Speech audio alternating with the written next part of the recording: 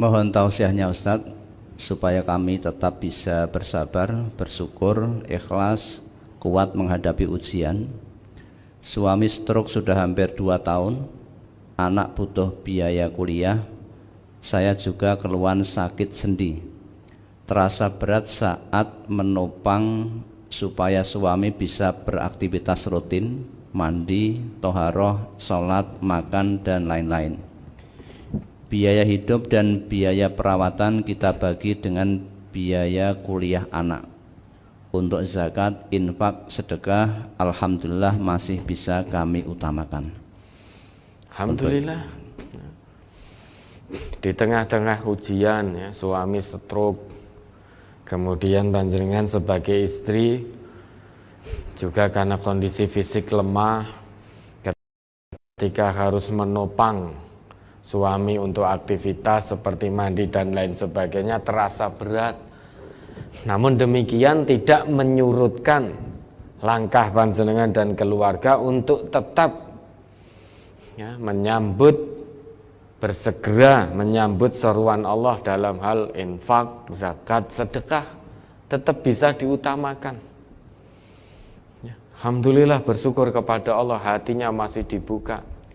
Dengan ujian suami yang sakit, kemudian biaya perawatan dibagi dengan biaya kuliah anaknya, namun tetap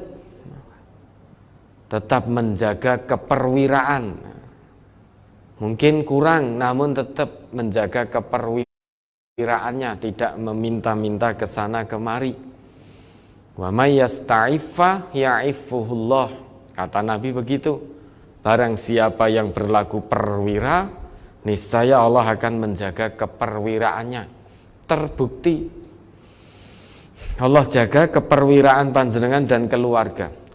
Di tengah-tengah ujian dengan kondisi ekonomi yang sulit, namun Allah masih beri kemudahan untuk panjenengan sekeluarga berinfak, zakat, sedekah. Ini perlu disyukuri. Mudah-mudahan ibu dan keluarga dicatat oleh Allah sebagai hamba-hamba yang bisa lulus ujian dari Allah ini, sehingga tidak mengeluh, sabar. Nah, sabar itu apa? Sabar itu harus diusahakan. Sabar bukan berarti pasrah tanpa melakukan satu usaha. Namun perlu kita ketahui bersama, yang namanya sabar di sisi Allah itu tanpa batas. Sabar berbatas itu kan menurut manusia. Manusia yang sudah tidak sabar. Manusia yang tidak punya kesabaran biasanya akan mengucapkan, wah sabar itu kan juga ada batasnya. Sabar ku yo ana watese. Nah, sabar berbatas itu bagi manusia yang tidak bisa bersabar. Kalau bagi hamba Allah yang bisa bersabar, maka sabar itu tidak berbatas, tanpa batas. Karena kalau sabar berbatas, ada batasnya, niscaya Allah tidak akan perintahkan hamba-hambanya yang beriman untuk meminta pertolongan kepada Allah, salah satunya dengan kesabaran. Coba diingat kembali itu, ya ayyuhalladzina amanu sta'inu bis-sabri was-shalah. Ya, diingat kembali Quran surah Al-Baqarah ya. Surat Al-Baqarah ayat 153. Ya ayyuhalladzina amanu sta'inu bis-sabri was-shalah innallaha ma'as-sabirin. Hai orang-orang yang beriman, mintalah pertolongan kepada Allah dengan sabar dan salat. Sesungguhnya Allah beserta orang-orang yang sabar. Nah, ya ayyuhalladzina amanu, orang-orang yang beriman. Tidak segenap manusia. Ayat ini khusus Allah tujukan untuk menyapa hamba-hambanya yang beriman. Ista'inu bis sabri was shalah. Minta tolonglah kamu pada Allah dengan kesabaran dan sholat. Maka sabar di sisi Allah itu tanpa batas. Kalau sabar ada batasnya, niscaya perintah Allah ini tidak akan turun. Allah tidak akan perintahkan hambanya minta tolong dengan kesabaran. Kalau sabar itu ada batasnya. Dan ayat itu ditutup, innallah ma'as sabirin. Bukan innallah ma'al musallin, kan begitu. Padahal ayatnya menyebutkan tentang sabar dan sholat. Namun kemudian ayat ditutup, innallah ma'as sabirin. Sesungguhnya Allah bersama hamba-hambanya yang sabar. Ayat itu tidak ditutup innallah ma'al musallin. Allah tidak bersama, sesungguhnya Allah bersama orang-orang yang sholat. Tidak ditutup begitu. Mengapa? Karena banyak orang yang sholat tidak sabar. Maksudnya dia secara zahir tetap sholat 5 waktu, namun fungsi sholatnya tidak berdiri tegak. Dalam arti dia tidak sabar, padahal sholat itu tanha anil fahsya wal mungkar. Untuk terhindar dari perbuatan fahsya dan mungkar butuh kesabaran. Ya, menahan diri sekuat tenaga untuk tidak melakukan perbuatan fahsya maupun perbuatan mungkar. Itu butuh kesabaran. Maka orang yang sholat secara lahiriahnya ternyata masih banyak yang tidak bersabar. Jangan-jangan termasuk kita. Matanya tidak bersabar untuk tidak melihat hal-hal yang diharamkan oleh agama. Lisannya tidak mampu bersabar untuk tidak mengatakan sesuatu yang dilarang oleh Allah dan Rasul. Digunakan untuk ngomong kotor, gunakan untuk ghibah, untuk mencaci maki, untuk melempar fitnah pada saudaranya. Berarti meskipun dia sholat, namun lisannya tetap berbuat mungkar. Belum lagi orang yang lahiriahnya sholat, dia juga masih aktif korupsinya. Orang yang sholat masih suka mengambil hak orang lain. Dan seterusnya, dan seterusnya. Dia sholat itu bukan hanya tata lahir.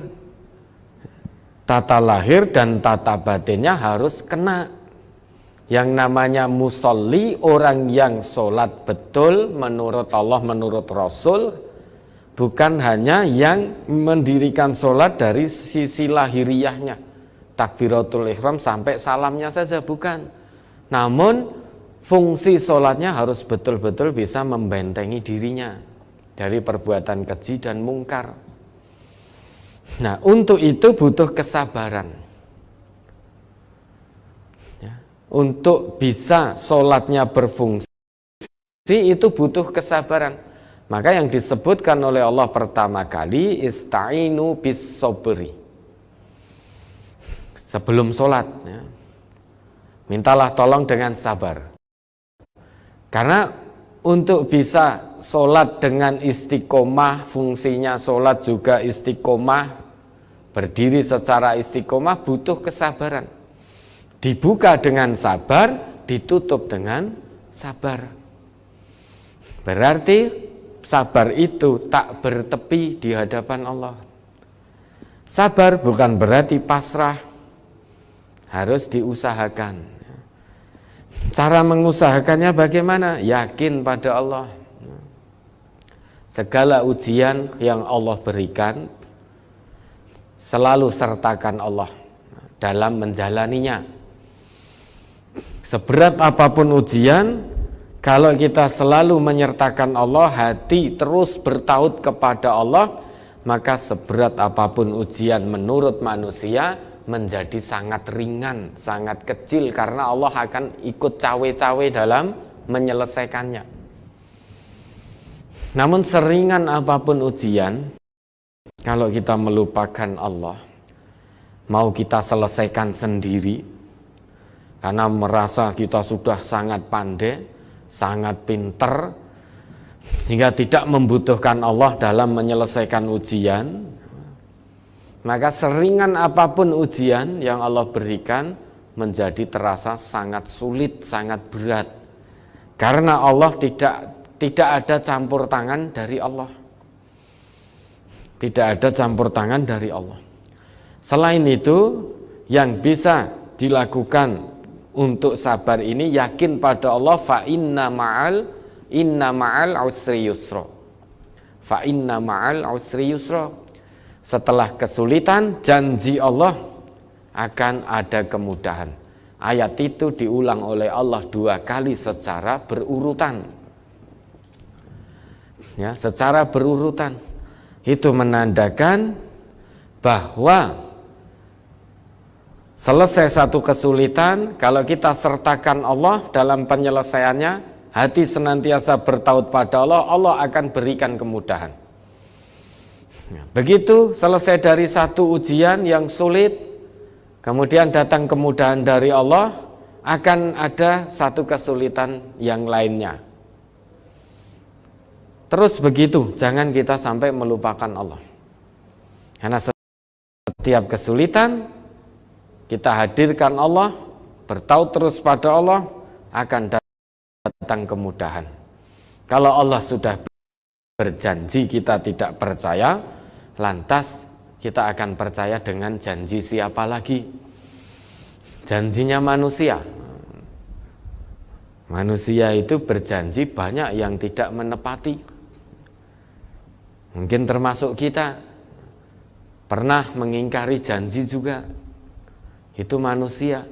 Kalau Allah dan Nabi yang sudah berjanji, tidak akan pernah teringkari janji tersebut.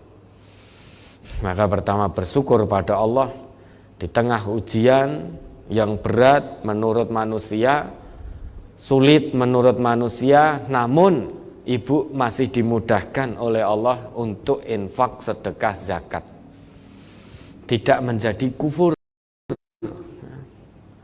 Tidak menjadi kufur, tetap dekat kepada Allah. Kemudahan juga Allah datangkan. Sabar, ikhlas, jalani.